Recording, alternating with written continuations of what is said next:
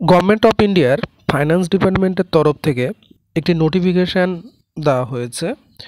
নোটিফিকেশানটি হলো the rate of interest on various small savings scheme for the first quarter of FY 2024-25 starting for 1st April 2024 and ending on 30 June 2024 shall remain unchanged from those notified for the further quarter 1st January 2024 to 31st March 2024 of financial year 2023 to 24। অর্থাৎ ভারতের অর্থ দপ্তরের তরফ থেকে 2024-25 financial ইয়ারের small savings স্কিমের interest rate ঘোষণা করা হয়েছে।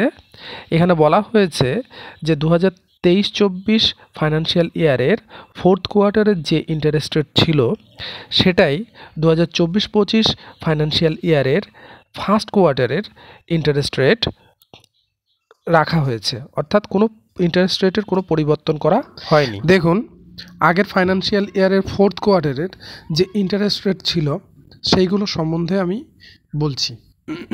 দেখুন, চার্টে দেখানো হচ্ছে সেভিংস ডিপোজিটে ফাইন্যান্সিয়াল ইয়ার 2023-24 ফোর্থ কোয়ার্টারে যেটা ছিল সেটা হচ্ছে 4%, 1 ইয়ার টাইম ডিপোজিটে 6.9, 2 ইয়ার টাইম ডিপোজিটে 7%, 3 ইয়ার টাইম ডিপোজিটে 7.1%, 5 ইয়ার টাইম ডিপোজিটে 7.5%, 5 ইয়ার রেকারিং ডিপোজিটে ছিল 6.7%।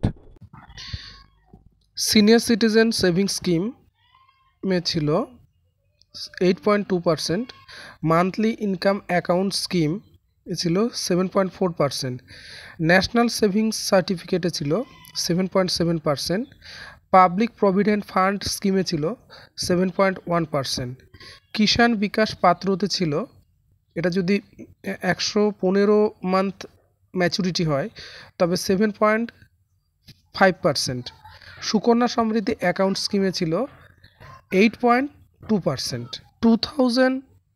2024-25 ফাইন্যান্সিয়াল ইয়ারের ফার্স্ট কোয়ার্টারে একই পরিমাণ ইন্টারেস্ট রেট থাকছে স্মল সেভিংস স্কিমগুলোতে। ধন্যবাদ। ভিডিওটিতে লাইক, শেয়ার এবং কমেন্ট করবেন, চ্যানেলটিকে সাবস্ক্রাইব করবেন।